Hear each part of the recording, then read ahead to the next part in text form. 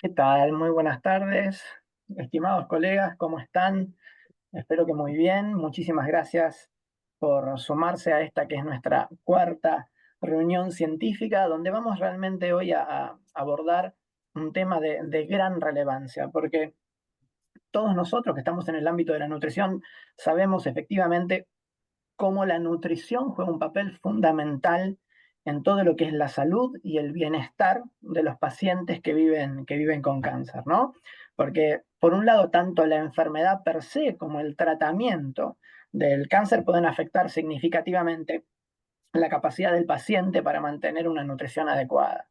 Entonces es clave que nosotros entendamos algunos mecanismos y todo lo que pueda llegar a colaborar en que los pacientes oncológicos tengan una buena nutrición, una nutrición adecuada, realmente se torna para nosotros muy relevante porque es algo con un potencial impacto en cientos de miles de personas que viven en el mundo con algún tipo de cáncer. Así que escuchar esta charla de hoy que van a ver, que conjuga algunos aspectos de ciencia básica con ciencia clínica y aplicada de la mano de un gran colega y amigo como es el doctor Francisco Javier Ruiz Ojeda, a quien le agradezco enormemente la deferencia de estar conectado a esta hora para él, porque él está en Múnich, así que son las 12 de la noche allí en Alemania, así que doble mérito lo que es el amor por la ciencia. Muchas gracias, doctor Ruiz Ojeda.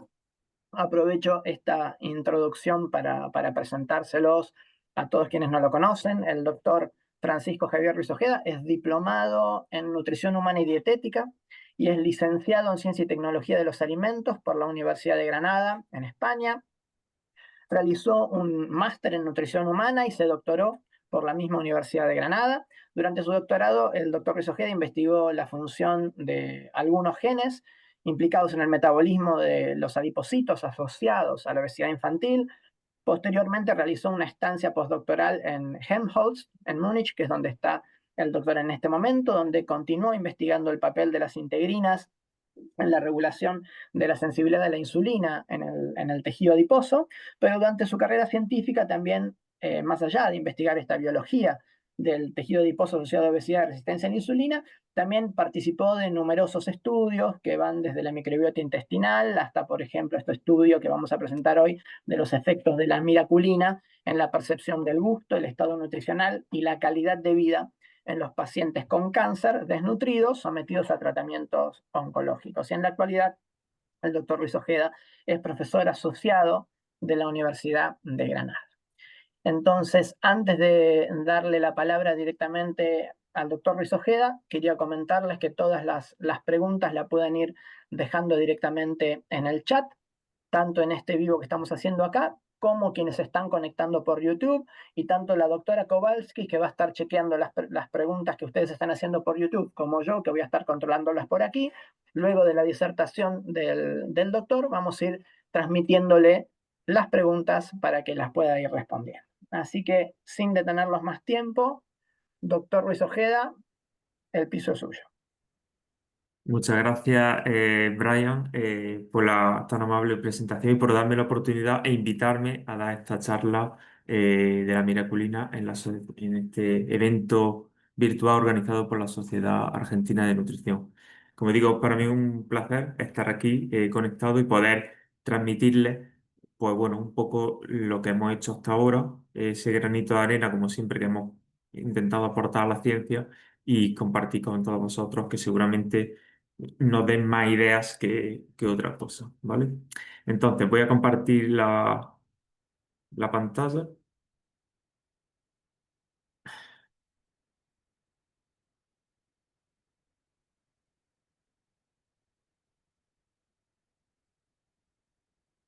Vale. Se ve, ¿verdad? Perfecto. Sí, perfecto.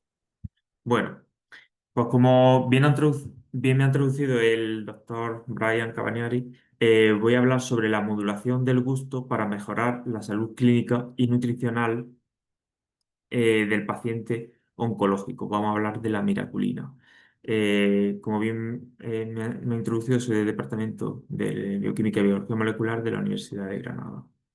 Pues bien, antes de empezar, voy a dar una breve introducción sobre un artículo que fue publicado recientemente en una revisión en el New England Journal of Medicine el año pasado, que habla sobre la fisiología y anatomía de la lengua y las papilas gustativas.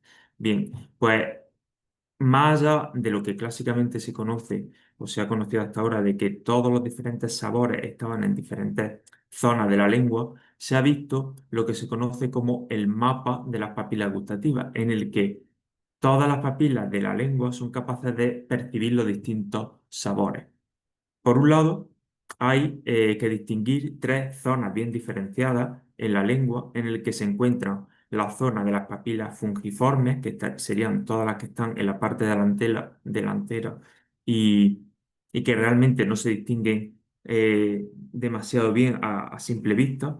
Posteriormente están las papilas foliativas, que son estas que tendríamos aquí con esta forma, digamos, más ovalada. Y en la parte posterior de la lengua hay una serie de papilas que se les llama circunvaladas, ¿vale?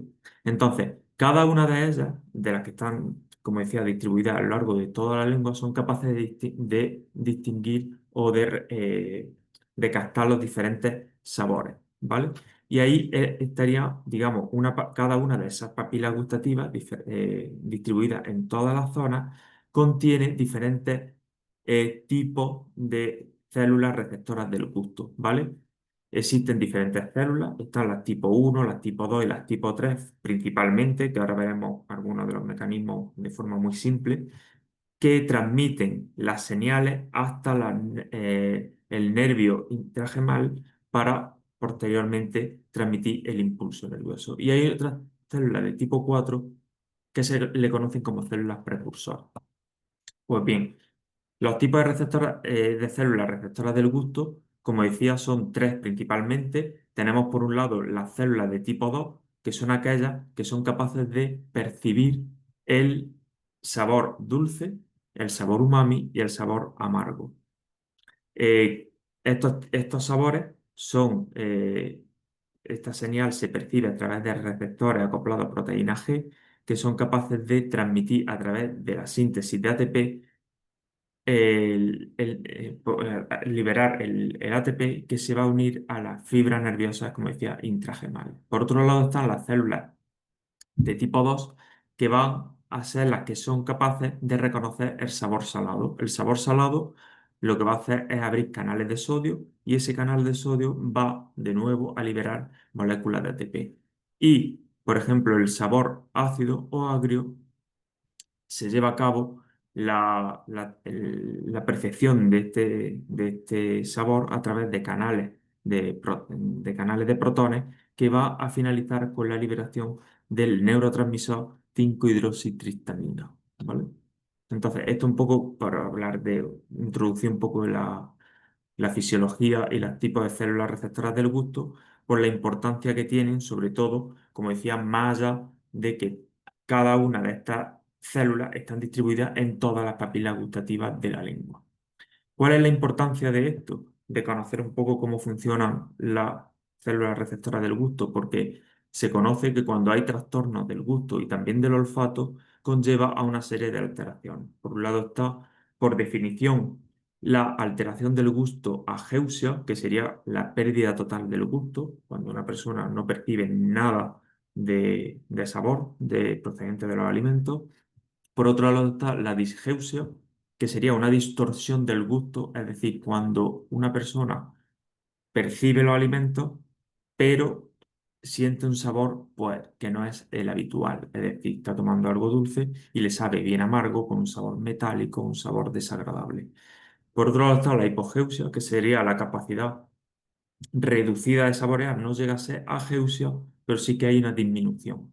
La pantogeusia sería otra alteración en la que se percibe un exceso de sabor, de la palabra pantos, digamos, por toda la boca o por todos lados, en ausencia incluso de estímulo, es decir, sin tomar alimento. Y de forma similar, cuando se producen alteraciones del olfato, también se producen diferentes alteraciones, como está la anosmia, que sería la pérdida total del olfato, la hiposmia, que sería una capacidad reducida de olfato también, la parosmia, que sería una distorsión cuando hay estímulo, es decir, lo similar, digamos, a lo que hablábamos antes de la disgeusia, y la pantosmia, que sería una percepción excesiva también en ausencia de estímulo.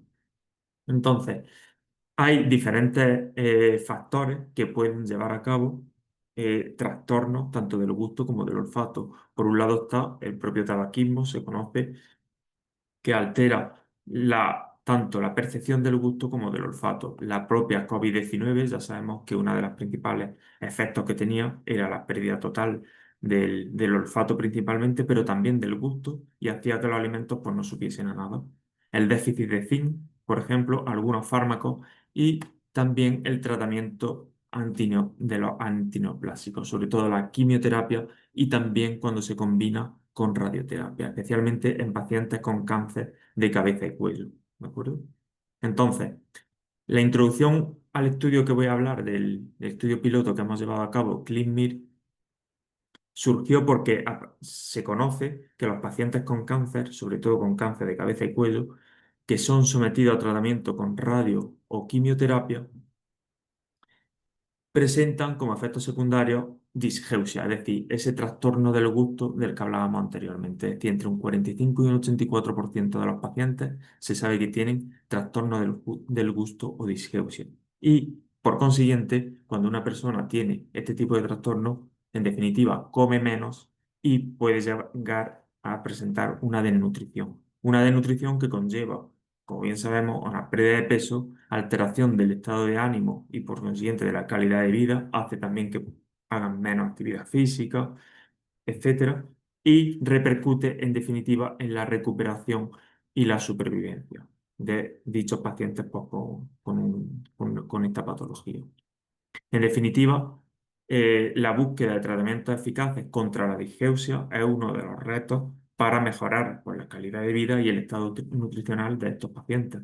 Ya hay algunos suplementos como el zinc, la mifostina, el selenio, la lactoferrina, incluso algunos cannabinoides que se han visto, se han utilizado sobre estos trastornos del gusto, pero que tienen ciertas limitaciones. Con lo cual, se necesitan nuevas estrategias que, como decía, ayuden a mejorar la calidad de vida de estos pacientes y, en definitiva, aumentar la recuperación y la supervivencia. Entonces, en este contexto surge la miraculina, la miraculina es una glicoproteína, ¿vale?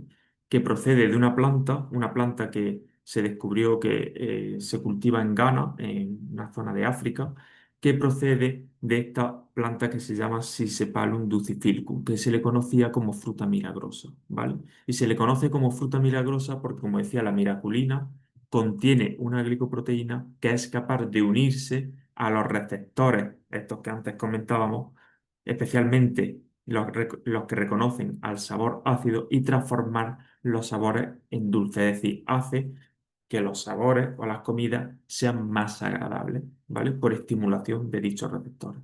Entonces, esto desde hace ya algunos años, desde hace más de 10 años, se vio que el consumo de esta fruta, que esto es como un berry, aquí podemos ver esos frutos que son unas bolitas chiquititas, y de ahí se extrae, digamos, contiene la miraculina. Entonces, la empresa Bahía Food, que es con la que hemos colaborado para llevar a cabo este proyecto, desde hace un tiempo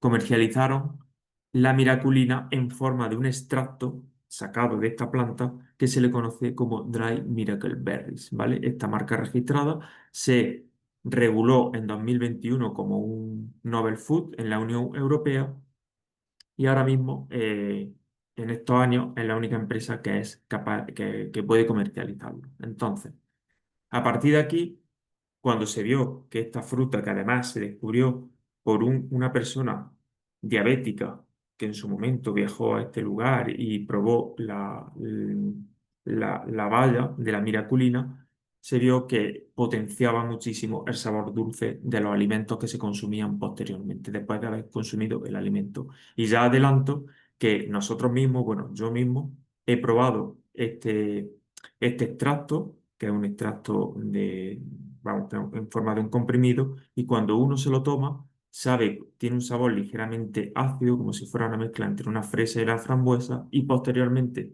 si uno prueba un limón directamente, sin diluir zumo de limón, le sabe completamente dulce. ¿De acuerdo? De ahí la capacidad, como decía, de esa glicoproteína de transformar estos sabores ácidos a dulces. Entonces, ¿qué repercusión o qué utilidad puede tener esto? Se llevó a cabo un ensayo piloto en el año 2022.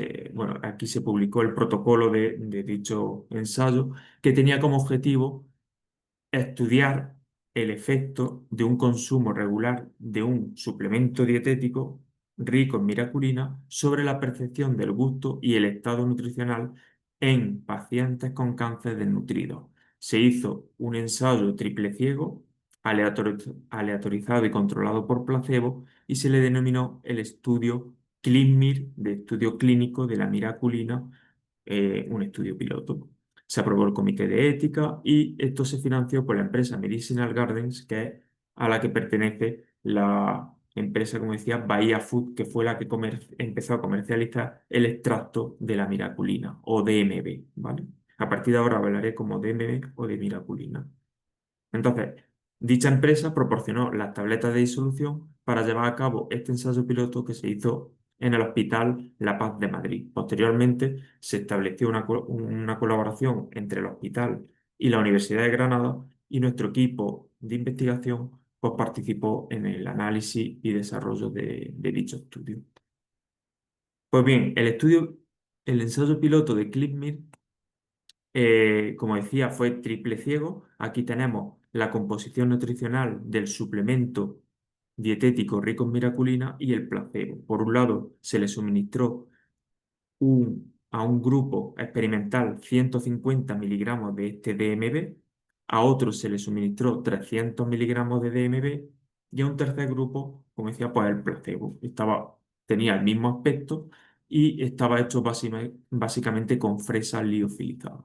Aquí, como pueden ver, se ven estas tabletas o estos comprimidos del DMB liofilizado que se les suministraba a los pacientes. Entonces, durante un periodo de intervención de 3 meses, los pacientes tomaban 3 comprimidos al día, uno antes de cada comida principal, es decir, desayuno, almuerzo y cena, y se les recomendaba que se lo tomasen 5 minutos antes de cada comida. Es decir, el paciente se tomaba el comprimido, lo disolvía en la boca y 5 minutos después realizaba la comida. ¿Vale? Como decía, esto fue un ensayo piloto y de ahí que el número de pacientes que se aleatorizó fue finalmente un número relativamente pequeño. Fíjense que al final tenemos de cada grupo experimental 8, 6 y 7. ¿Vale? Y las características basales de la población que se incluyó pues era también muy heterogénea. Teníamos diferentes pacientes con diversos tipos de cáncer. Principalmente lo que más había era pacientes con cáncer colorectal, había también pacientes con cáncer de cabeza y cuello, había algunos también con cáncer de mama, páncreas, etc. ¿Vale? Pero lo que sí, uno de los criterios de inclusión de esta población era que todos tenían que haber recibido quimioterapia y algunos de ellos habían recibido radioterapia, pero sí la quimioterapia era condición indispensable para participar. Pues bien, después de los 3 meses de intervención, lo primero que se observa a nivel fisiológico es que el consumo de DMB, en concreto la dosis de 150 miligramos, mejoró la percepción del gusto en los pacientes oncológicos desnutridos. En esta imagen que tenemos aquí se representa la medida por electrogustometría, ¿vale? Del lado derecho y del lado izquierdo de la boca. Esto se tomó y se hizo con una colaboración de un profesor que es Thomas Hummel, que es de la Universidad de Dresden, de aquí de Alemania, en el que eran expertos en medir por electrogustometría los diferentes estímulos. Esto significa, básicamente, que estos, en el eje de ordenadas tenemos los decibelios de estímulo, ¿vale? Entonces, cuanto menos capacidad de percepción del gusto, más decibelios se necesitan para alcanzar el umbral. Con lo cual, cuanto más alto tengamos los decibelios, más alteración del gusto tendría la persona. En definitiva, si nos fijamos que frente al placebo, aquí está representada la dosis alta de DMB y la dosis, la estándar de DMB, ¿de acuerdo? Entonces, al cabo de los 3 meses, había un ligero cambio, ¿vale? En la dosis estándar de DMB, tanto en el lado izquierdo como en el lado derecho.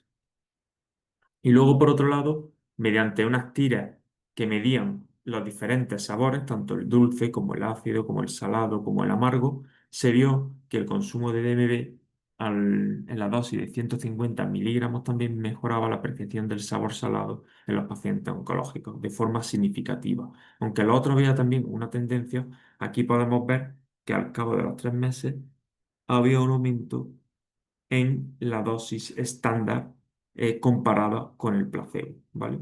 En la dosis alta no hubo diferencias significativas, pero sí también había una tendencia a aumentar. Es decir, estos pacientes percibían mejor el sabor salado a los 3 meses de intervención. Por otro lado, se midió la calidad de vida de los pacientes y se vio también que mejoró a la dosis de 150 miligramos. Aquí, por diferentes cuestionarios que se llevaron a cabo, en plan, se le preguntaba a los pacientes si comían igual, menos o más, y como se puede ver, aquí tendríamos el grupo 1, el grupo 2 y el grupo 3, desde el baseline hasta los 3 meses de intervención, y en el que podemos ver que efectivamente hubo diferencias significativas cuando veíamos el tiempo, ¿vale? De la efectividad a los 3 meses. Por otro lado, a nivel para medir el estado nutricional, medimos el nivel o el perfil de ácido graso en los eritrocitos de estos dos pacientes, porque en definitiva, la hipótesis de partida es que si mejoraba la percepción del gusto, podían llegar a comer más y por consiguiente, al comer más, mejorar el perfil de dicho ácido graso del eritrocito, es decir, de las membranas, que como saben que al cabo de 60 90 días hay un recambio en la membrana de los eritrocitos y se puede medir muy bien la composición de ácido graso. En este caso vimos cómo tanto el ácido araquidónico, el ácido eicosapentaenoico y el docosahexaenoico había una mejora en los pacientes que habían recibido la dosis de DMB al cabo de los 3 meses. ¿De acuerdo? Por otro lado, medimos también la microbiota oral e intestinal de estos pacientes y en el caso de la microbiota oral, puesto que la vía de administración era vía oral y ya se sabe que la microbiota oral también influye en diferentes patologías. Entonces vimos cómo el la abundancia relativa de la microbiota de ciertos géneros y especies bacterianas mejoraba o cambiaba hacia un perfil más saludable al cabo de los 3 meses de intervención. E igualmente observamos cómo el consumo de DMB a esta dosis de 150 miligramos modificó la microbiota intestinal en pacientes oncológicos. En particular, vimos cómo la relación de Firmicutes-Bacteroidetes, que sabemos que ese ratio también está relacionado con alteraciones metabólicas, había cambios significativos al cabo de los 3 meses de tratamiento. Y cuando veíamos por el tiempo por tratamiento, ¿vale? Y por otro lado, y no menos importante, vimos cómo este consumo de miraculina mejoró el estado inflamatorio en dichos pacientes desnutridos, porque por un lado tenemos que había un aumento de citoquinas antiinflamatorias como la interleuquina 10. Todo esto estaba medido en suero, ¿de acuerdo? Por otro lado, había una disminución de citoquinas proinflamatorias como la interleuquina 1 beta, la interleuquina 6 y el factor de necrosis tumoral alfa. Y vimos que hubo un aumento del LIF, que es el factor inhibidor de la leucemia, y una disminución del PIF, que es el factor inhibidor de la proteólisis. Son dos proteínas que están asociadas al estado caquésico y que cada una de ellas mejoró aumentando una y disminuyendo la otra al cabo de los 3 meses de tratamiento. En definitiva, las conclusiones del estudio piloto vimos que el suplemento dietético con miraculina, con este DMB, este extracto de DMB, en los pacientes con cáncer desnutridos mejora la percepción del sabor de los alimentos con trastornos del gusto, aumenta la ingesta de alimentos mejorando su estado nutricional y mitigando los efectos asociados, los riesgos asociados, mejora el peso y por consiguiente la calidad de vida, mejoró el estado inflamatorio sistémico y modifica la composición de la microbiota intestinal y oral hacia un estado más saludable. Por supuesto, uno de los aspectos que más nos llamaba la atención fue que a pesar del número reducido de pacientes, es decir, estamos hablando de 6 a 8, un N y de 6 a 8, sí que es sorprendente la mejora de cada uno en todos estos aspectos, tanto en la percepción del sabor, mejora el estado nutricional, la calidad de vida, etcétera. Por consiguiente, viendo estos resultados tan prometedores del ensayo piloto, nos hemos planteado llevar a cabo un estudio multicéntrico que se denominaría CleanMir en España, que estaría llevado a cabo en los próximos 3 años. Pues, al igual que hemos hecho en el ensayo piloto, el objetivo sería dividir en diferentes tareas de trabajo. Por un lado sería la preparación del propio ensayo con los comités de ética correspondientes, llevar a cabo el reclutamiento, intervención en los hospitales. La evaluación clínica sería prácticamente la misma, es decir, evaluar el estado nutricional, llevar a cabo los análisis de electrocustometría del mismo modo, la historia clínica, la antropometría y composición corporal, recolectar muestras de sangre, saliva y heces para llevar a cabo de nuevo los mismos análisis, los cuestionarios de calidad de vida y los análisis de bioquímica general, el perfil de ácido graso de eritrocitos, citoquinas, la metagenómica y sí que haríamos un análisis de metabolómica en suero. Creo que es muy importante para ver los diferentes metabolitos y detectar biomarcadores que puedan ser interesantes para evaluar el estado metabólico es decir, y tener una huella metabólica completa en estos pacientes. Finalmente estaría el análisis de datos y la parte de divulgación científica. Para llevar a cabo este estudio multicéntrico, pues como todos los proyectos de investigación en ciencia, se necesita financiación y ahora mismo se han solicitado, que lo he solicitado yo mismo como investigador principal, con ayuda de mi equipo, a una convocatoria del Ministerio de Ciencia de aquí de España, que es del Instituto de Salud Carlos III, y que esperamos que se resuelva pronto y nos den buenas noticias. Y poder llevar a cabo este estudio, como decía, que siendo tan prometedor, necesitamos tener un número mayor de pacientes para tener una evidencia científica más robusta.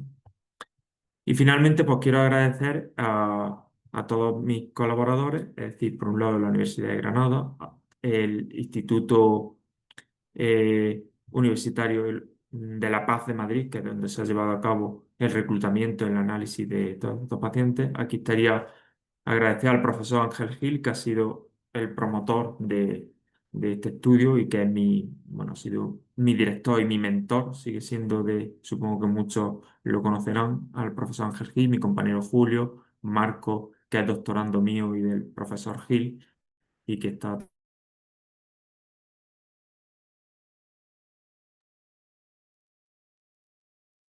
Hola, ¿se quedó congelado Fran o me quedé congelado yo? Lore, ¿estás por ahí? Me parece que el doctor. A Ah, ver. También trabajando. ahí está. ¿Me escucha? Ahora sí, habías quedado congelado, estabas agradeciendo a tu doctorando y ahí se congeló. Vale, ahora sí se ve. Espera, que me dice que la conexión es inestable de repente. Igual se escucha, ¿eh? Ahora se volvió a escuchar. Vale, sí. Bueno,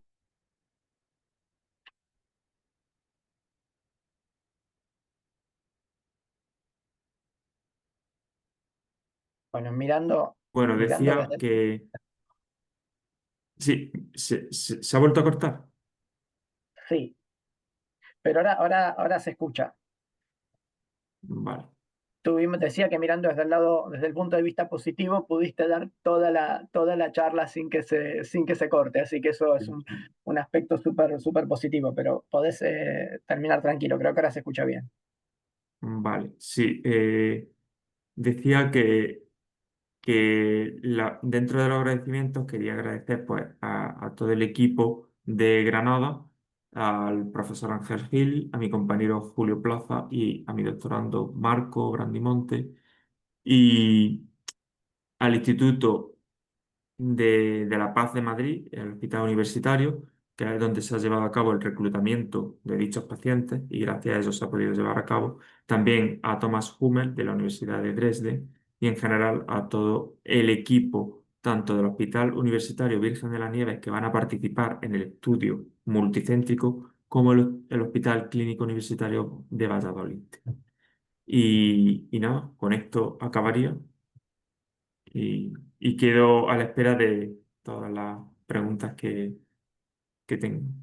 Muchísimas gracias, doctor Ruiz Ojeda. Espectacular. A mí siempre me sorprende. Primero yo voy mirando abajo la cantidad de papers que fueron saliendo publicados en los últimos dos o tres años, de 2003 a 2005, en todas revistas muy buenas, con lo cual, a pesar de ser el estudio piloto, como mencionabas, con un N, con un N no demasiado grande, justamente porque es piloto, evidentemente es un estudio con resultados súper prometedores porque están saliendo unas publicaciones excelentes y han medido muchísimas cosas, desde ácidos grasos en eritrocitos, pasando por microbiota oral, microbiota intestinal, parámetros clínicos. La verdad que súper completo todo lo que han medido y muchísimas gracias por la presentación.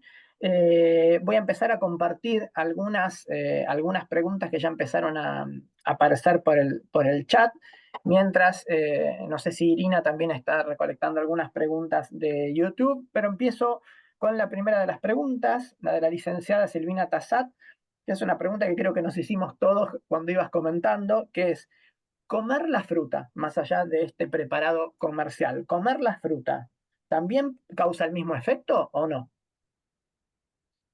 La fruta yo no la he probado, pero se ve que sí. El efecto evidentemente será menor porque al final el comprimido del DMB que hemos utilizado está concentrado.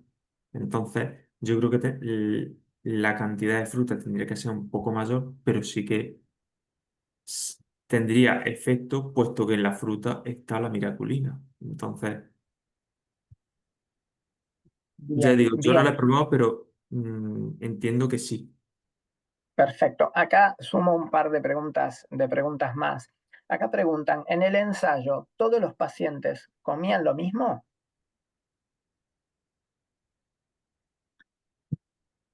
Mm, bueno, la verdad es que había bastante heterogeneidad, porque partimos de la base de que uno de los problemas, o una de las limitaciones, mejor dicho, del ensayo piloto es que el N es muy pequeño y además había una heterogeneidad de diferentes tipos de tumores.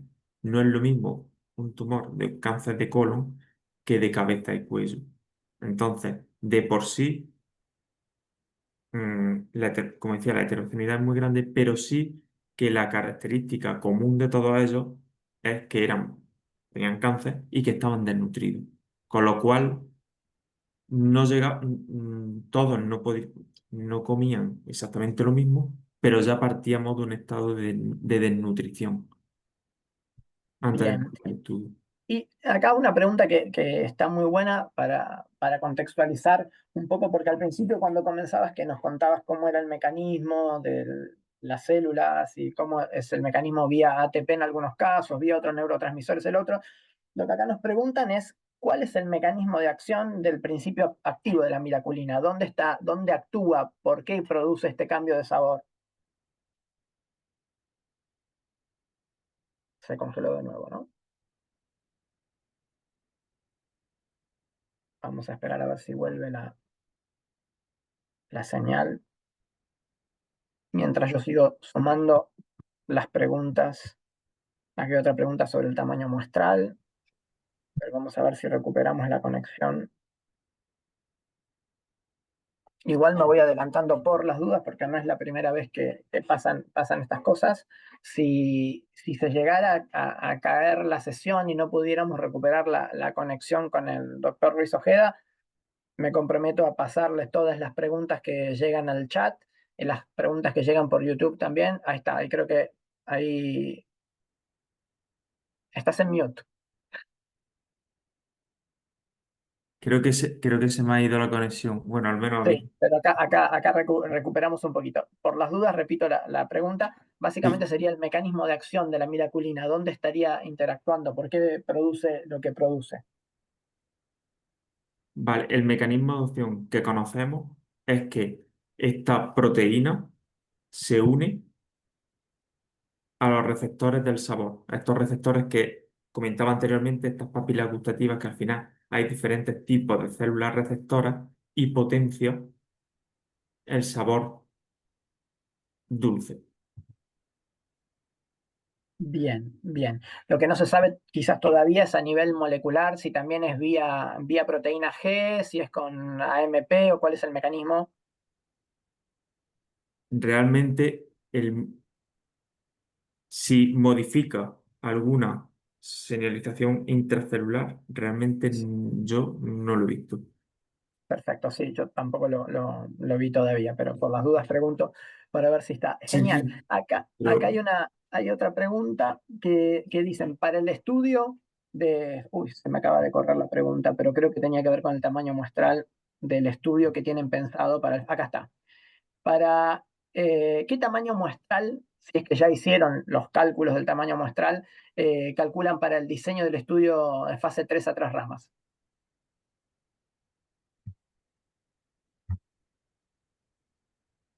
No sé si tienen si he ya hecho entendido bien la pregunta, es el tamaño muestral que vamos a considerar para el estudio multicéntrico. el grande, Sí, exacto. sí, vale. Vamos a considerar que haya mínimo de cada grupo en 30 pacientes, porque en el estudio multicéntrico, de hecho, vamos a llevarlo a cabo que sea doble ciego. Vamos a tener el placebo y una dosis de 150 miligramos de miraculina, porque ya hemos visto que la dosis de 300 no ha aportado grandes resultados y tiene sentido en parte. Tiene sentido porque muchos llegaban a decir que era excesivo el sabor, porque claro, en este caso lo que tenemos que tener presente es que, y yo lo he probado, que cuando estando sano o sin tener ningún trastorno de los gustos, si tú te tomas un comprimido de miraculina antes de comer o de tomarte, por ejemplo, un café o un alimento que tiene su sabor ligeramente ácido, no te va a gustar o va a tener un sabor desagradable porque te está potenciando demasiado el sabor dulce innecesariamente. Entonces yo creo que eso es lo que le pasaba a estas personas. El grupo de 300 tenía demasiado estímulo, con lo cual no le Totalmente. repercutió tan positivamente Hay dos como cosas. en el Una que de 100. te adelantaste a una de las preguntas que justo me estaba llegando, que era una pregunta muy lógica, que decía si hay alguna explicación de por qué encuentran algún efecto con 150 y no con 300, así que esa ya la doy por respondida porque es justo lo que acabas de aclarar. Yo también tuve la oportunidad de probar Miraculina y cuando te dan mucho es excesivamente dulce y es un poco molesta. Así que creo que esta dosificación que estás mencionando me parece que es, creo que entiendo yo, por lo menos pienso que pasa por ese lado, eh, coincido. Acá alguien pregunta el nombre de la fruta específicamente, más allá del nombre científico. ¿Tiene un nombre común la fruta? Las frutas, sí, la fruta se le conoce como Miracle Berries, fruta milagrosa, Ah, le perfecto, sí, lo llamamos. habías comentado, tenés razón, tenés razón. Acá están preguntando, ¿por qué no hicieron una fase 2 de incremento de dosis progresiva hasta llegar a 150 para determinar una dosis óptima?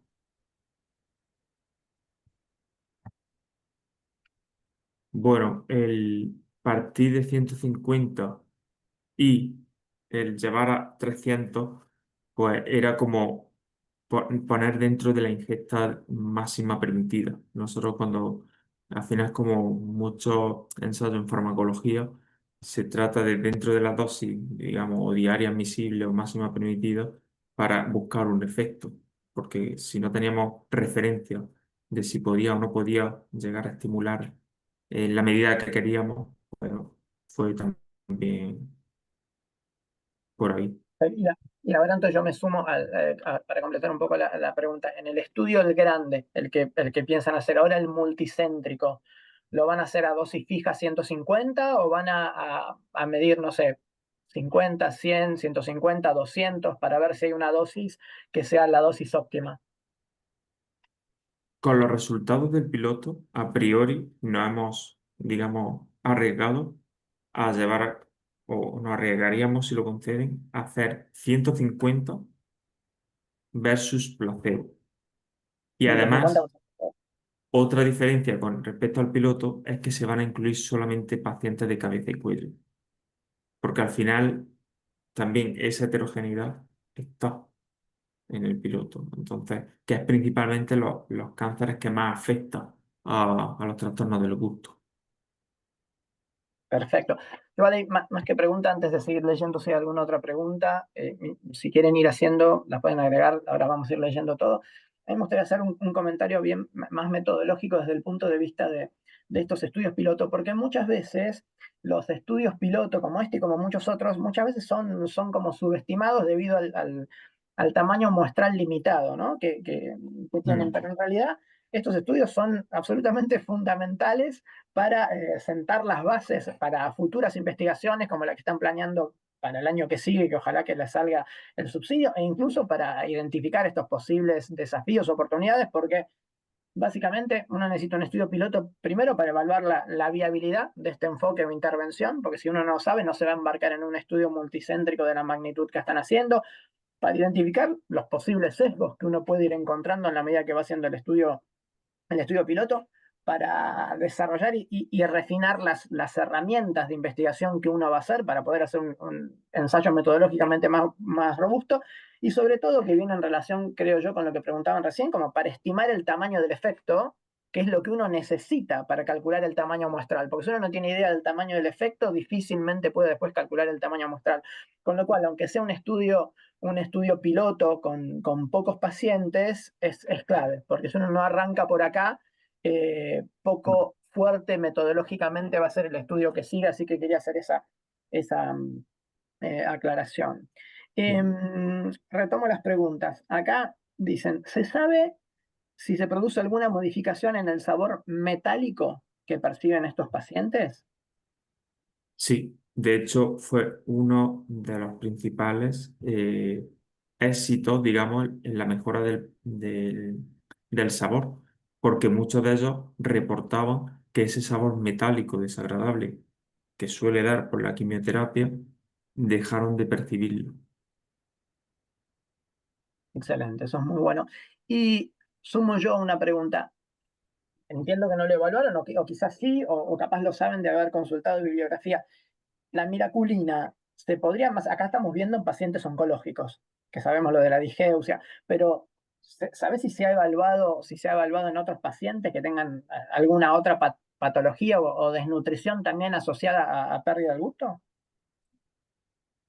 Pues sí, de hecho, eh, aunque aquí estamos hablando de la enfocado a los pacientes con cáncer que han recibido estos tratamientos, pero la miraculina es totalmente aplicable a cualquier patología que conlleve a pérdida del gusto. Por ejemplo, en el caso del COVID, lo que más se perdía era el olfato y la vía retronasal, con lo cual, por mucho que estimulemos el gusto, pero sí que había casos también que perdían a nivel del gusto, con lo cual un ejemplo sería ese.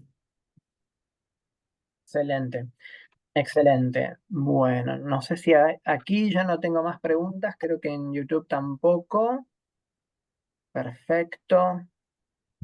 Bueno, que considerando que va a ser casi la 1 menos 10 de la mañana en Alemania, me parece que vamos a dejar que puedas descansar, agradeciéndote enormemente por esta charla y más a estas horas. La verdad que eso sí que es amor por la ciencia y la verdad que a mí este tipo de estudios que, insisto, aunque sean pilotos y uno vea que son con pocos pacientes y más allá de lo que comenté antes, son creo estos estudios que son súper creativos, son los estudios out of the box, los que te ayudan a pensar fuera de la caja y la verdad que a lo largo de la historia, justamente estos estudios que no son tan lineales, que te ayudan a pensar fuera de la caja, son los que generan estos cambios que en definitiva uno los hace para mejorar la calidad de vida y la salud de los pacientes con los que trabajamos todos los días. Así que te agradezco enormemente a vos, a todo tu grupo de trabajo, al doctor Ángel Gil, por supuesto, que todos lo conocemos y lo admiramos mucho